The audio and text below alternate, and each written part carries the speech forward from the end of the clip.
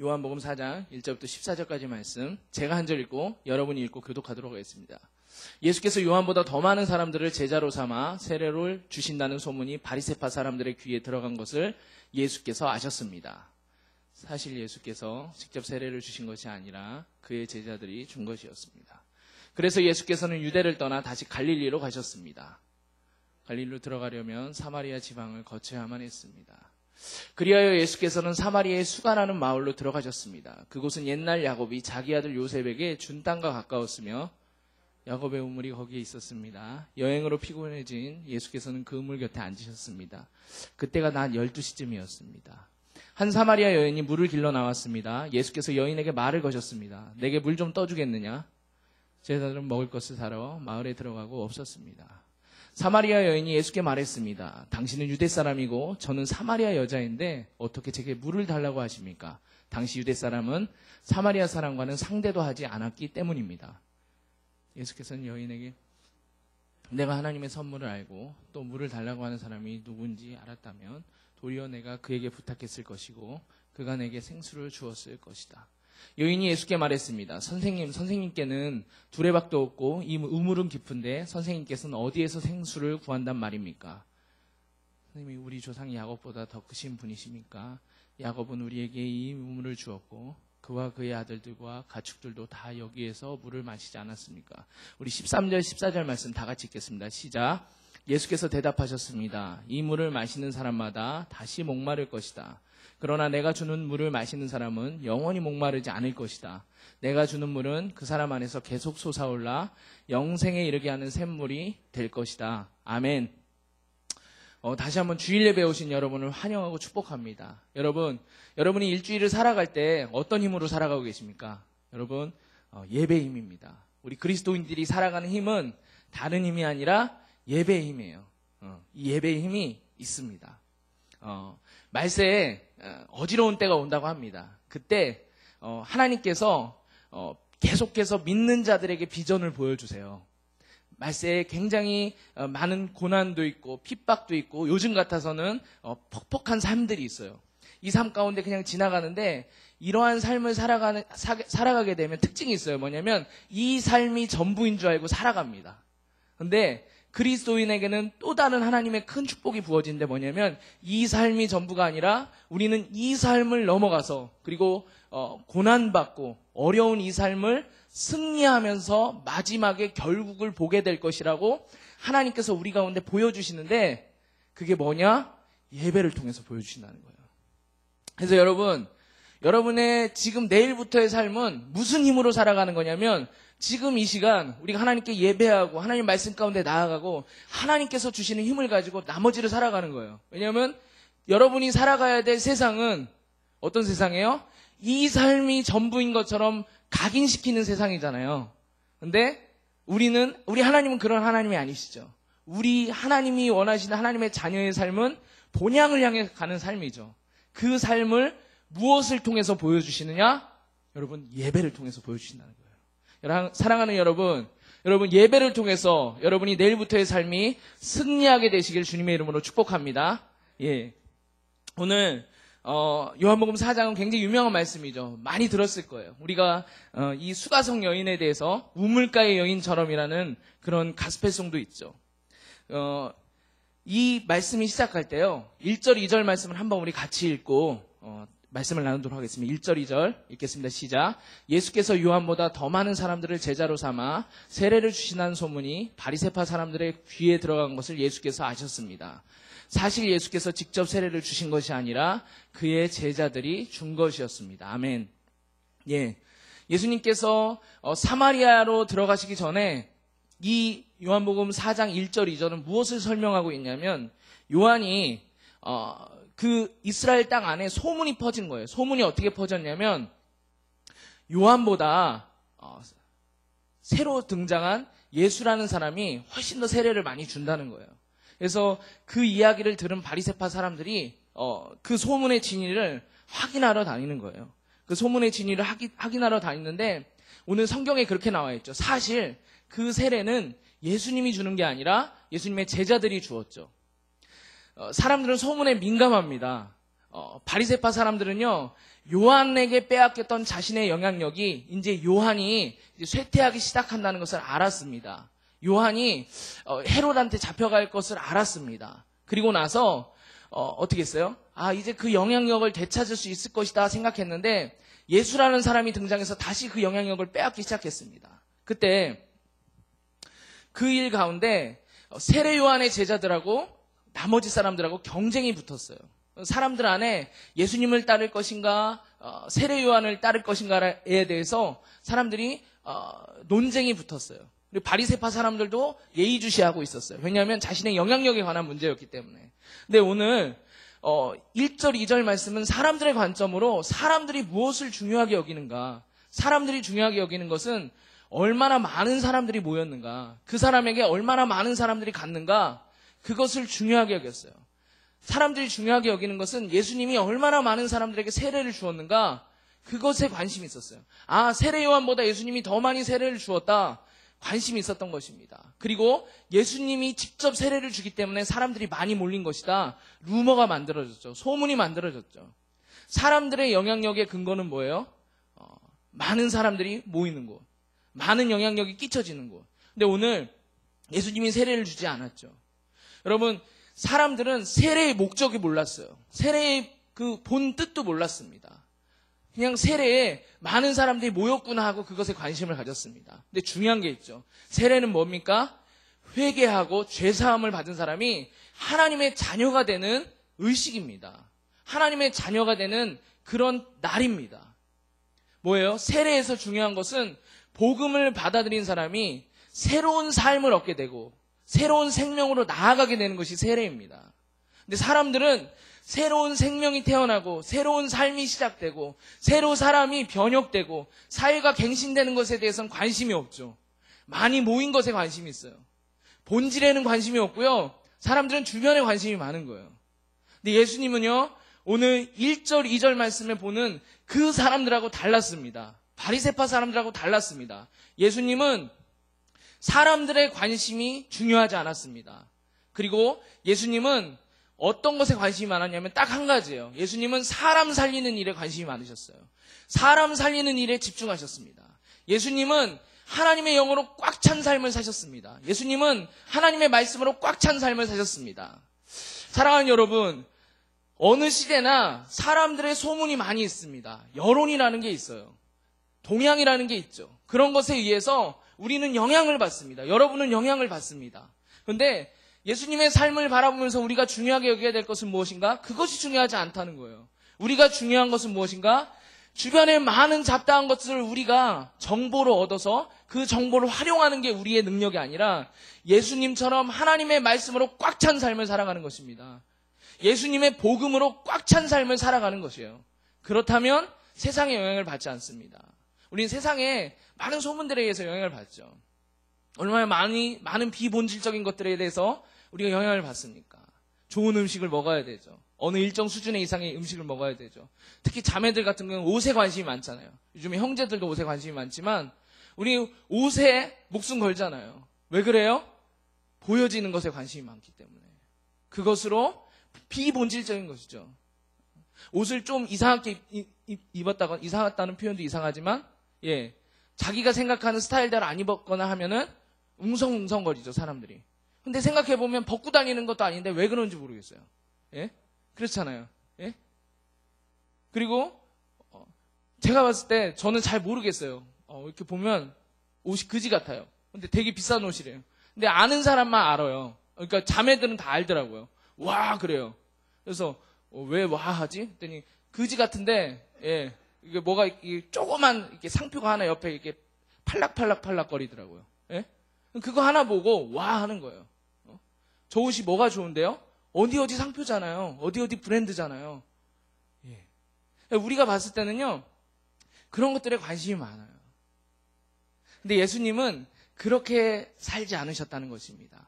사랑하는 여러분, 우리가 소문을 통해서 우리를 많이 옥죄어 올 수 있는 것들이 있습니다. 우리를 많이, 우리의 영혼을 허무하게 만들게 하는 것들도 있어요. 그리고 우리가 소문을 따라가는 게 얼마나 이게 우스워요. 제가 그 강원도에 어르신들을 모시고 여행을 갔어요. 어르신들 모시고 여행을 갔는데 여러분 우리나라 사람은 또 먹는 거에 목숨 걸잖아요. 그래서 뭐 먹을 때가 됐어요. 먹을 때가 돼서 거기 갔는데 그 식당이 몇 개가 있었는데 어느 집이 간판을 과도하게 크게 했어요. 과도하게 번쩍번쩍하게 했어요. 그리고 거기에 다른 건 아무것도 눈에 들어오지 않아요. 딱 한 글자 눈에 들어와요. 뭐냐면 1박 2일 눈에 들어와요. 1박 2일, 1박 2일, 1박 2일. 무슨 얘기예요? 모 프로그램, 1박 2일 동안 노는 프로그램 있잖아요. 그 사람들이 왔다 갔다는 거예요. 근데 어르신들이 갔는데 많이 모이면 어때요? 우기는 사람들이 있죠. 목소리 큰 사람들이 있죠. 그 사람들이 우기기 시작하는 거예요. 봐서는 좀 이상해요. 그래서 봤는데 1박 2일에 나왔기 때문에 그 식당을 들어가야 된다는 거예요. 그래서 가기 전에 뭔가 좀 찜찜한 거예요. 그래서 보통 이런 데 오면 현지 분들이 자주 가는 식당이 좀 맛있는 식당입니다 했는데 바로 묵살됐어요. 예. 그리고 들어갔는데 막 식당에 우리 같이 그냥 1박 2일 보고 들어온 사람들이 꽉 차 있어요. 근데 갔더니 막 웅성웅성 하는 거예요. 우왕좌왕 하는 거예요. 우왕좌왕 하면서 서비스도 막 이상하고 그리고 이제 더 결정적인 문제가 나왔어요.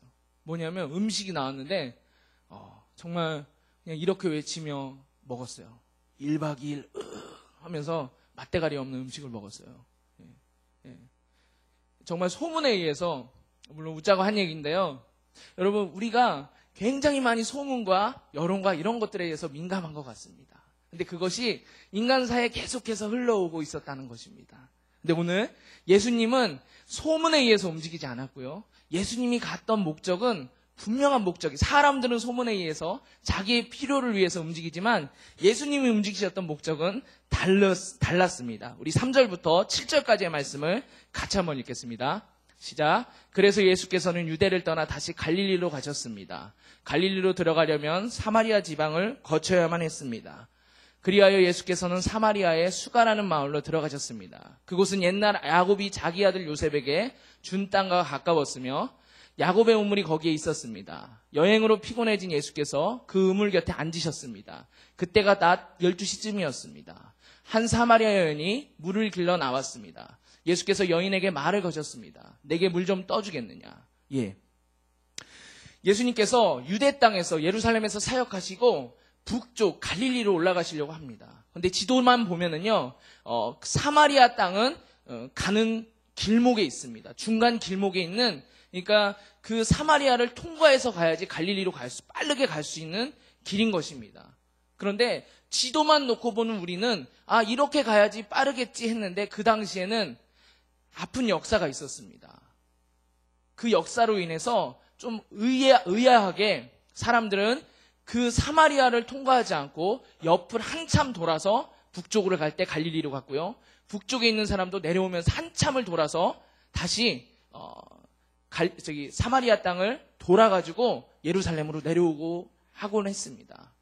왜 그랬냐면 여러분 이스라엘은 솔로몬 이후에 남유다와 북이스라엘로 갈라졌죠. 여러분 너무 잘 아시죠. 근데 북이스라엘이 여로보암 왕이 계속 다스렸는데 여로보암 때부터 어떻게 했냐면 성전도 달라졌어요.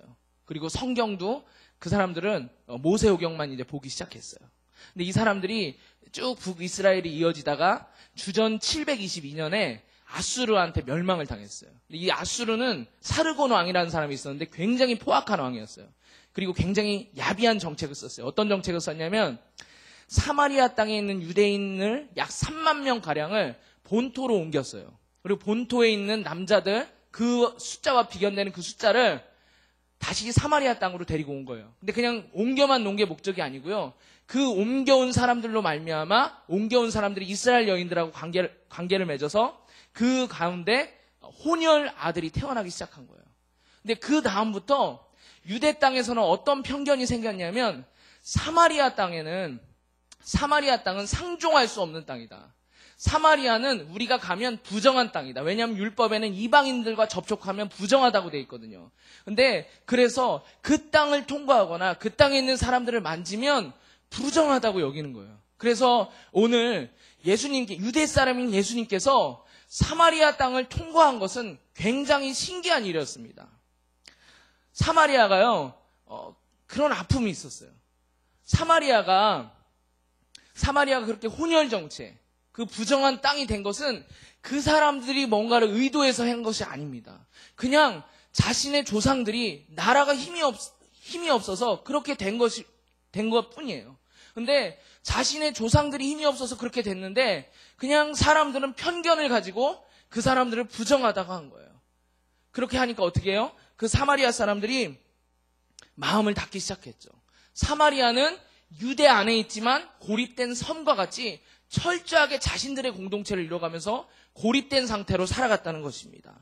오늘 누가복음 9장 말씀에 보면은요, 이런 말이 나와 있어요. 사마리아 땅에 예수님이 가셨는데요. 예수님께서 그 땅에 유하시려고, 그 땅에서 머물면서 사역하시려고 제자들이 먼저 가 있고 예수님이 가시는데 사마리아 사람들이 예수님을 환영하지 않습니다. 그때 제자들이 격분해요.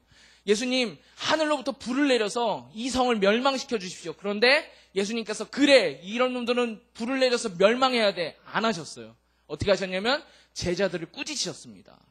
왜냐하면 사마리아 사람들 안에 있는 그 피해의식을 본 거예요. 사마리아 사람들 안에 있는 상처를 본 것입니다.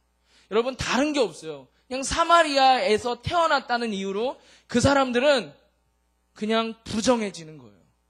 그 사람들 안에요, 상처가 있고 방어기제가 계속 작동하는 거예요. 우리도 마찬가지죠. 상처가 맞고 그리고 편견 가운데 사로잡혀 있는 사람은 어떻게 해요? 편견으로 말미암아 그 마음 안에 방어기제가 작동을 해요. 근데 그 방어기제가요, 너무너무나 두꺼워요. 그리고 피해의식 또한 너무너무나 두꺼워요. 그래서 편견에 피해를 당한 사람은 유명한 말이 있어요. 편견에 피해를 당한 사람은 편견에 묶여버린다. 이런 말이 있습니다. 사랑하는 여러분, 이 인간 세상이 얼마나 악합니까? 왜 악해요? 여러분, 우리 안에는 온전한 공동체, 온전한 사랑을 추구하지 못해요. 우리는 편견을 가진 존재들입니다. 그 편견에 의해서 너무나 많은 사람들이, 영혼들이 죽어가고 있어요. 편견은 너무 무서운 겁니다. 말씀드렸듯이 그 사람의 인생을 묶어버려요. 편견의 피해를 당한 사람은, 편견의 피해를 당한 지역은 여러분 평생 동안 그 사람의 능력을 100% 발휘하지 못합니다. 그 편견이 그 사람을 계속해서 잡고 있는 거예요. 그 편견을 가지고 있는 사람들이 사마리아 땅이었어요. 그 땅에 있는 사람들이요, 어떻게 해요? 관계의 진전이 안 되는 거예요. 유다 사람들이 그냥 미워하는 거예요. 왜? 사마리아 사람들이기 때문에. 제가요, 청소년 사역을 했는데, 청소년 사역을 하면 굉장히 심각한 문제 중에 하나가 예전에 할 때 왕따예요. 근데 왕따의 원인을 들어보면 너무 기가 막혀요. 왕따의 원인이요, 그 상대방 아이가 굉장히 잘못해서 왕따를 당했을 거라고 생각하지만 전혀 이유 같지 않은 이유들이 많아요. 그냥 싫은 거예요. 물어봐요. 너 왜 저렇게 괴롭히니? 너 왜 이렇게 비참할 정도로 괴롭히니? 그러면은 싫어서요. 뭐가 그렇게 싫은데? 그냥 싫어요. 근데 쟤는 좀 착한 것 같긴 한데 싫어요. 그리고 너무 어이없는 이유도 있었어요. 왜 쟤를 왕따시키니? 그럴 때 제가 진짜, 저는 평화주의자인데 그때 폭력을 쓰고 싶었어요. 냄새나게 생겨서 싫다고 그래요. 그래서 야, 그거는 너무 이유 같지 않은 이유 같지 않니? 어떻게 사람을 냄새 날 것 같아서 싫어하는 그게 말이 된다고 생각하니? 근데 확고부동해요. 그리고 그 확고부동함이 집단으로 이어져요. 그래서 그 집단에 의해서 한 명이 완전히 거의 절망적인 상태까지 떨어질 정도로 괴롭힘을 당하죠. 얼마나 큰 이기심들이 있어요. 우리 안에 그 편견들이 있잖아요. 그 편견은요, 사람을 죽이는 거예요. 여러분, 근데 이 문제는 청소년들만의 문제가 아니에요. 왜요? 여러분들이 뿌린 씨앗들이잖아요. 여러분들이 중고등학교 다닐 때 뿌린 씨앗들. 아마 그 아이들이 또 뿌린 씨앗들을 그 밑에 있는 세대들이 또 받아 이어가겠죠. 그리고 대학교 들어가면 성숙해서 다 같이 잘 지냅니까? 여러분, 똑같잖아요. 편견으로 똘똘 뭉쳐 있잖아요. 여러분, 이 편견이요, 너무나 엄청난 문제입니다. 이 편견 때문에 많은 사람들이 고통당하죠. 대표적인 지역이 사마리아였던 것입니다. 여러분, 근데 이 편견이요, 지금 요즘 많은 나라에서, 우리나라뿐만 아니라 많은 젊은이들이 이렇게 외치는 것이 뭐냐면, 편견 없는 세상에 살고 싶습니다. 편견 없이 정의로운 세상을 만들고 싶습니다. 라고 외칩니다. 우리나라뿐만 아니에요. 모든 나라가 그래요. 미국도 외치고요. 일본도 외치고요. 다 외쳐요. 근데 여러분 미안한 말씀이지만 이 편견을 없앨 수가 없어요. 왜냐? 인간이 이기적인 존재이기 때문에, 인간이 죄된 존재이기 때문에 그들이 편견을 없애려면 본인이 희생해야 되는데 본인이 희생할 수 없는 거예요. 그러니까 그 편견에 의해서 또 다른 편견이 만들어지는 거예요. 본인은 편견하면서 편견 때문에 얻은 이익을 갖고 살아가면서 어떻게 해요? 편견 없는 세상을 만들고 싶어요. 외치는 게 인간입니다. 여러분 절망스러우세요? 더 절망하셔야 돼요. 여러분 기득권이라는 거는요, 생각보다 두터워요. 그리고 그 기득권을 또 가지고 있는 사람이 여러분들이에요. 어른들만 기득권을 가지고 있는 게 아니라 그게 여러분이란 인간이고 저라는 인간이에요. 여러분 여기에 또한 그런 분들 계실 거예요. 사마리아와 같이 자기가 잘못한 게 아니에요. 그냥 태어났을 뿐이에요. 돈 없는 부모님 밑에서 태어났고요. 아니면 어떤 특정한 지역에 태어났고요. 특정한 학교 나왔고요. 그런 거예요. 그런데 여러분 그게 편견으로 자리 잡아요. 그게 영혼의 상처를 입히고 영혼의 피폐함을 가지고 옵니다. 그것을 인간들이 없애려고 해요. 인간들이 개선해 보려고 해요. 될까요? 안 돼요, 여러분. 안 돼요. 안 된다고요. 또 다른 편견이 생겨요. 또 다른 기득권이 생겨요. 그러면 그 상태에서 절망하고 그냥 쓰러지고 그냥 그 상태에서 그냥 그러려니 하고 살아가는가? 여러분 오늘 이 말씀에 예수님의 행로에서 해답이 있는 거예요. 뭐예요? 예수님께서 사마리아로 들어가셨다는 거예요. 여러분 사마리아가 상징되는 것은요, 그냥 지역적으로 분리되어 있는 공간이 아니에요. 여러분 여기 사마리아 같은 사람들 있잖아요. 자기 방어로 꽉 차 있는 사람들, 자기 피해의식으로 꽉 차 있는 사람들, 열등감으로 꽉 차 있는 사람들, 편견에 피해 당했는데 그것도 모자라서 더 불쌍하게 그 편견에 묶여 있는 사람들, 이것을 해결할 수 없어요. 근데 여러분 오늘 우리에게 소망이 있다는 것입니다. 그 소망이 뭐예요? 그 사마리아를 예수님이 직접 들어가신 겁니다. 오늘 우리에게 소망이 무엇이에요? 여러분 그 사마리아로 예수님이 직접 들어가신다는 거예요. 사람들이 할 수 없었어요.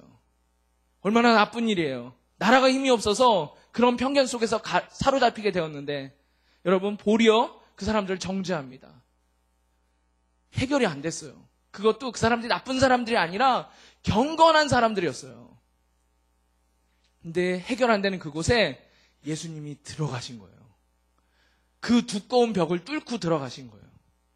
그것을 해치고 들어가신 겁니다. 오늘 우리에게 이 예배가 소망이 있는 게 뭐예요? 여러분 소망이 뭐예요? 여러분 안에 사마리아 같은 사람들에게 여러분 세상에서는 아무런 소망이 없어요. 그 편견을 걷게 할 것도, 묶여있는 편견을 떨쳐낼 것도 없어요.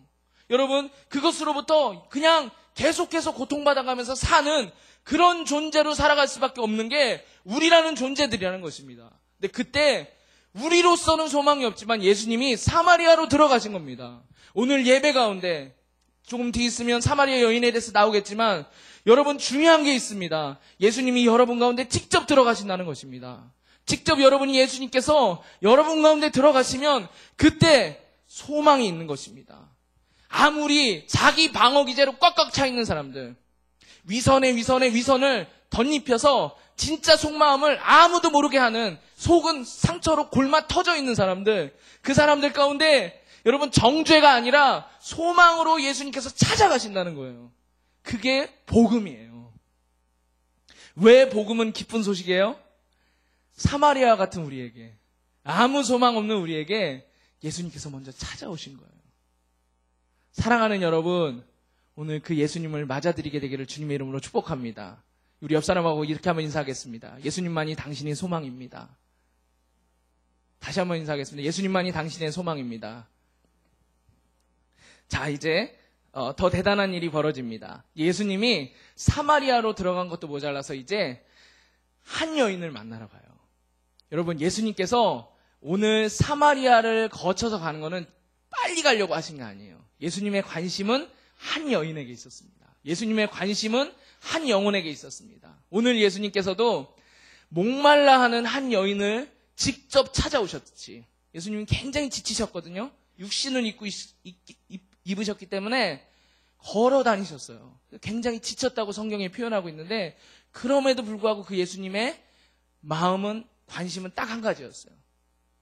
목마른 여인에게 영원한 생수를 주기 위해서 가시는 한 가지 목적으로 오셨습니다.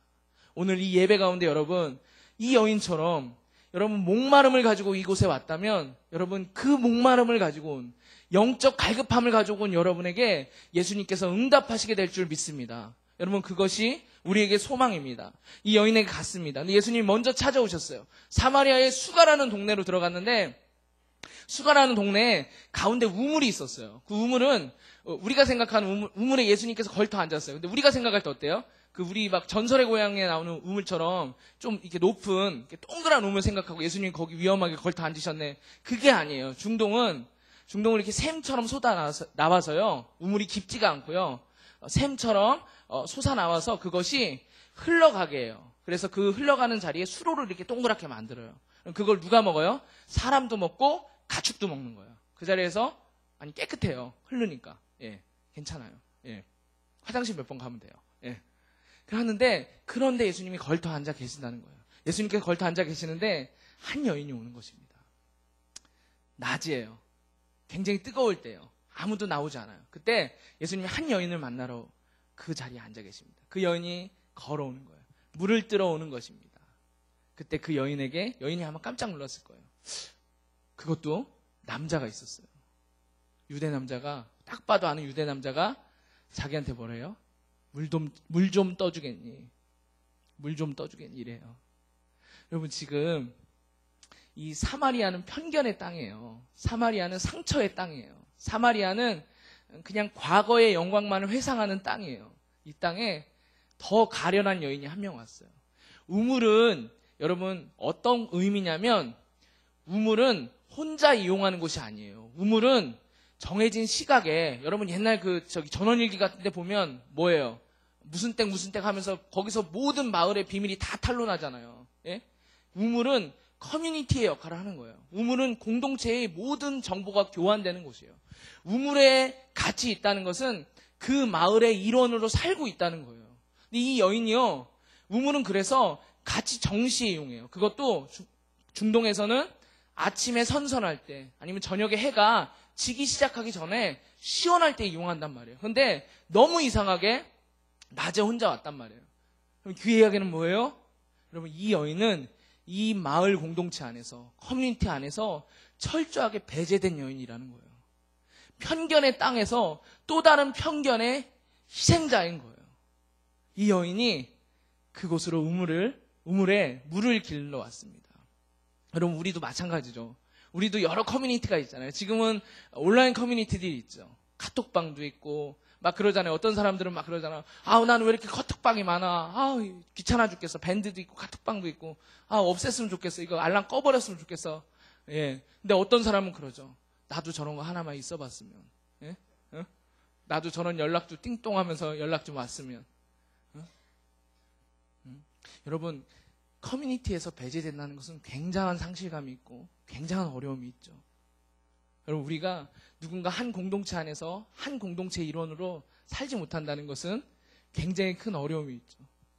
제가 얼마 전에 어느 목회자 모임을 갔는데 저 빼고 다 유학 갔다 오신 분들이더라고요. 근데 유학 갔는데 미국에 어디 가봤어요? 거기서 뭐 하셨어요? 어떤 학위 하셨어요? 어떤 전공 하셨어요? 하는데 같이 밥을 먹었지만, 같이 한 식탁에 있었지만 전혀 딴 사람이에요. 저하고 나머지 사람들하고요. 저도 이 우물가의 여인이었어요. 철저하게 커뮤니티로부터 배제된, 예? 우물가의 여인이었어요. 예. 여러분, 이 커뮤니티로부터 제외된다는 것은 굉장히 큰 고통이죠. 이 여인이 어떤 연유에서인지 모르겠지만 사람들을 피하는 것입니다. 사람들한테 가까이 가지 못하는 것입니다. 아마 상처받았겠죠. 그리고 자격지심도 있었겠죠. 자기가 사람들한테 다가갈 수 없다는, 그 공동체에서 내가 사람답게 살 수 없다는 마음이 있었겠죠. 그 여인에게 예수님이 찾아오신 거예요. 사마리아를 뚫고 들어오신 것보다 더 위대한 사건이에요. 그 한 사람을 만난 거예요. 그 여인에게 다가오신 거예요. 여러분, 이 여인이 이제 계속해서 예수님한테 나름대로 영적인 질문을 합니다. 봤더니요, 이 여인에게 상실감이 영적인 민감도를 높였어요. 이 여인이 사람들로부터 버림받았어요. 다음 주에 다루겠지만 남편이 5이 있었어요. 아마 남편이 5이 있다는 것은 5번의 큰 상처를 받았겠죠. 헤어지는 과정 가운데. 그 가운데 여러분, 이 여인에게 예수님께서 오신 겁니다. 여러분, 이 여인이 오셨는데, 여인이 오신 게 아니라 예수님이 오셨는데, 여러분, 중요한 게 있어요. 제가 발견했어요. 여러분, 이 여인의 상실감이 영적인 관심을 급격하게 높였어요. 외로웠지만 그 외로움이 영적인 영원한 생명을 추구하게 했어요. 영원한 생명을 바라보게 했어요. 정말 사마리아는 개라고 했는데 그 개 같은 그 사마리아에서도 가장 밑바닥을 치는 한 여인, 그 여인에게 예수님이 다가오셨는데 그 여인에게 무엇이 있었느냐? 영적인 갈망이 있었다는 것입니다. 사랑하는 여러분, 오늘 여러분 안에 반드시 있었으면 하는 게 있습니다. 영적인 갈망입니다. 여러분 안에, 혹시 여러분 상실감을 가지고 계신 분이 있어요? 이 여인처럼 커뮤니티에 내가 속하지 못했다. 그래서 내 마음이 너무 무너질 것 같다. 혹시 사람들과의 관계 속에서 나는 정말 이런 큰 상처를 받았어. 나는 더 이상 회복할 수 없어. 나는 어떤 사람을 만나도 정상적으로 대할 수 없어. 나는 어떤 사람을 만나도 정상적으로 그 안에서 섞이고 유쾌하게 살아갈 수 없어 하는 그분들에게 다시 한번 소망의 말씀을 선포합니다. 여러분, 여러분의 눈을, 그 쓰린 마음을 예수님께 돌리십시오. 그렇다면 사마리아의 여인처럼 예수님께서 여러분을 기다리실 것입니다. 만나주실 것입니다. 여러분에게 그러한 축복이 있게 되길 주님의 이름으로 축복합니다. 여러분, 오늘 이 자리는 그 예수님을 만나는 자리입니다. 영원한 생명수를 마시는 자리입니다. 우리 같이 한번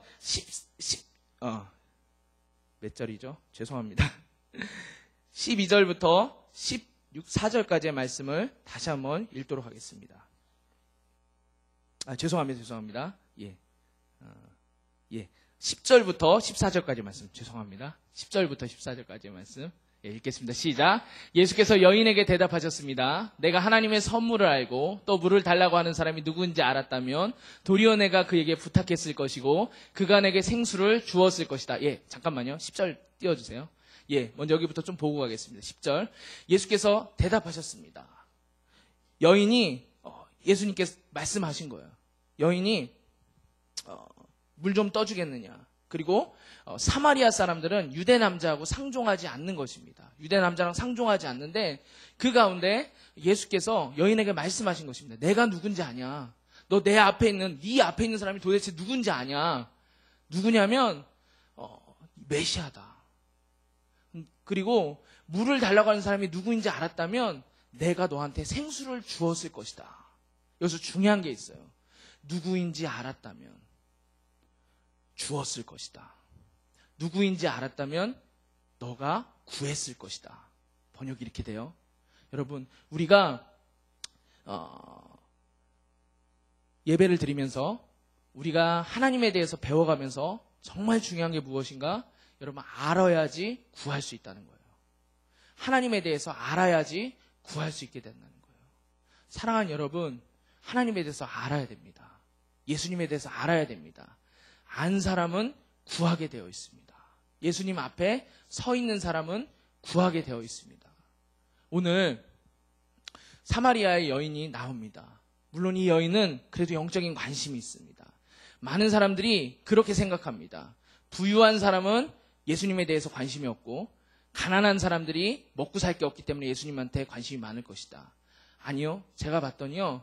가난한 사람도 영적인 관심이 없는 사람은 똑같이 돈만 추구합니다.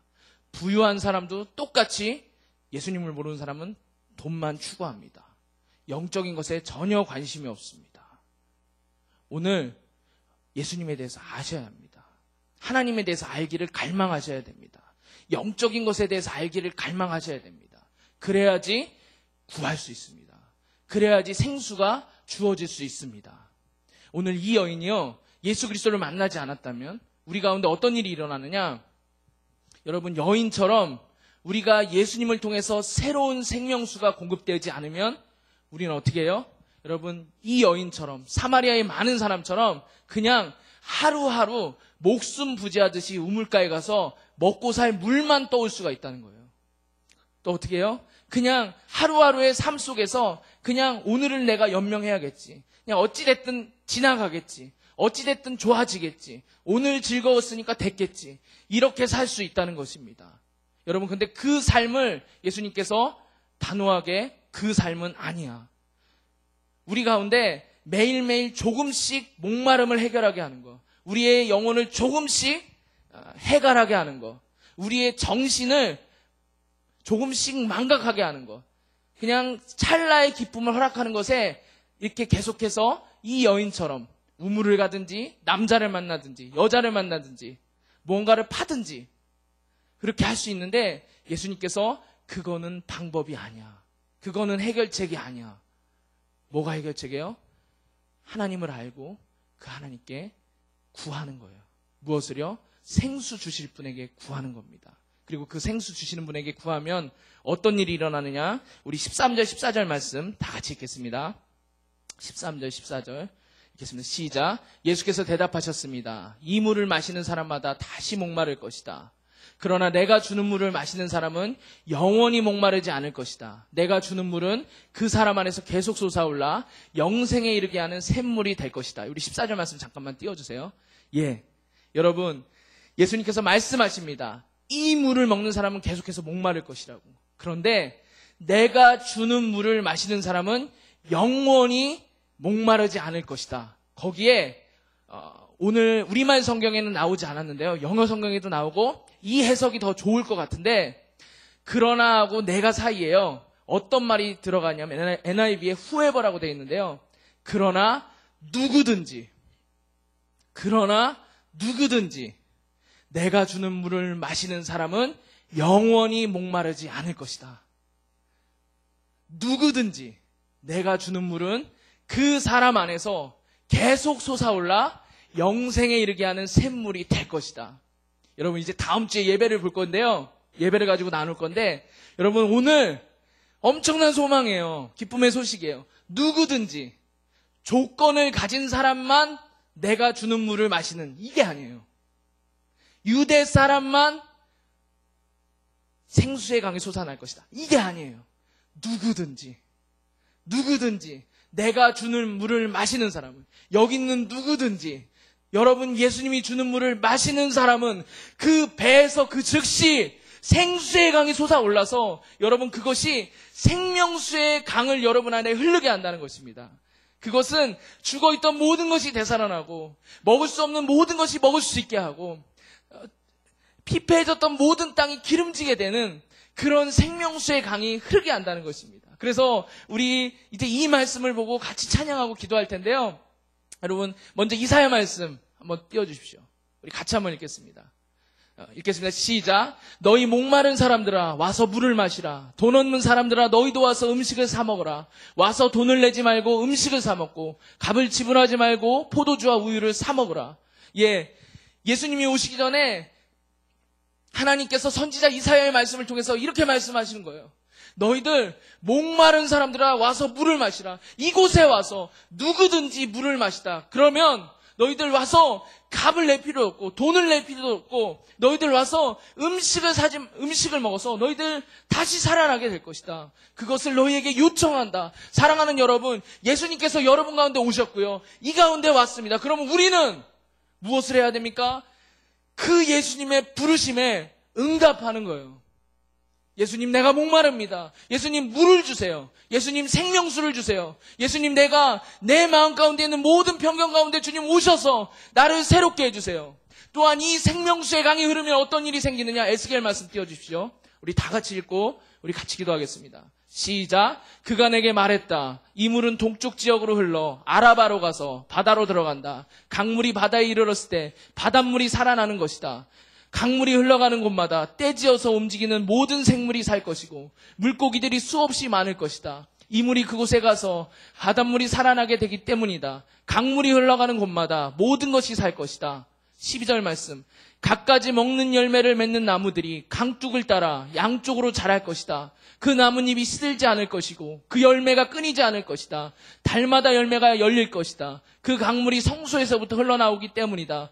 그 열매는 음식이 되고 그 잎사귀들은 약이 될 것이다. 할렐루야. 여러분, 우리가 지금 답답해하는 이 현실 가운데 여러분, 우리가 개선해보고자 하는 그 메시지 가운데, 그 허탈한 가운데 있는 여러분에게 다시 한번 하나님께서 말씀하십니다. 그 생수의 강은 얼마만큼 효력이 있느냐? 온 땅을 회복시킬 것이다. 온 땅의 쓴물이라 먹을 게 없는 그 땅을 영원한 생수의 강 대신 예수 그리스도를 믿는 여러분의 마음속을 통해서, 영혼 속을 통해서 흘러나온 그 샘물이, 그 생수의 강이 온 땅을 살리고 온 땅에 다시 한번 작물들이 자라게 하고 온 땅에 먹고 살만한 땅으로 바꿀 것이다. 온 땅을 소망의 땅으로 바꿀 것이다. 이렇게 말씀하고 있습니다. 사랑하는 여러분, 오늘 그 일을 누가 행하시느냐?